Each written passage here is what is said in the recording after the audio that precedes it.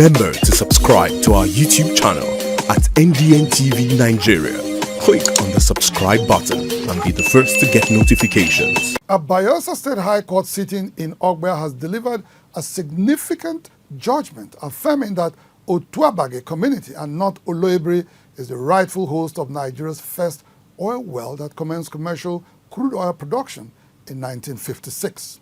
Justice Simon Amaduoboga issued this verdict as part of a consent judgment in a lawsuit marked OHC/10/2021 initiated by the Oloibiri community of Bayelsa State.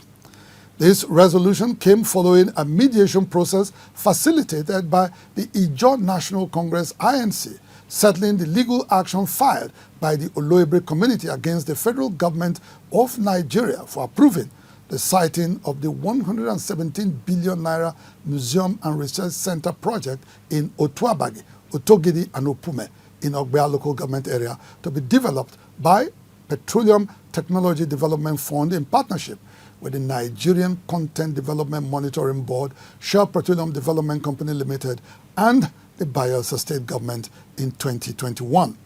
In addition to determining the rightful host community, the court also decreed that the proposed Oloibiri Museum and Research Center be established in Otuabagi, where the crude oil was first initially discovered in commercial quantities in 1956.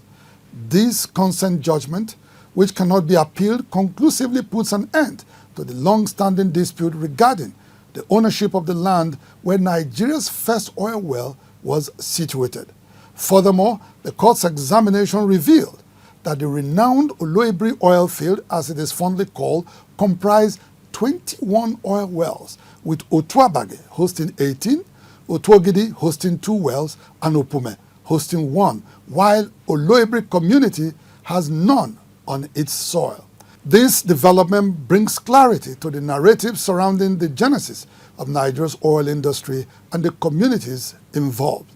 The decision to locate the Museum and Research Center in Otuabagi underscores the community's pioneering role in Nigeria's oil heritage, shaping the historical and cultural narrative surrounding this pivotal industry. This landmark ruling is indeed a win for the people of Otuabagi, especially the likes of the late Anthony Orubo, a former Bayelsa State rep on the board of the NDDC, who had been at the forefront for the advocacy for the recognition of the true landlords of the first oil well, not just in Nigeria, but the entire West Africa. Inside the Niger Delta,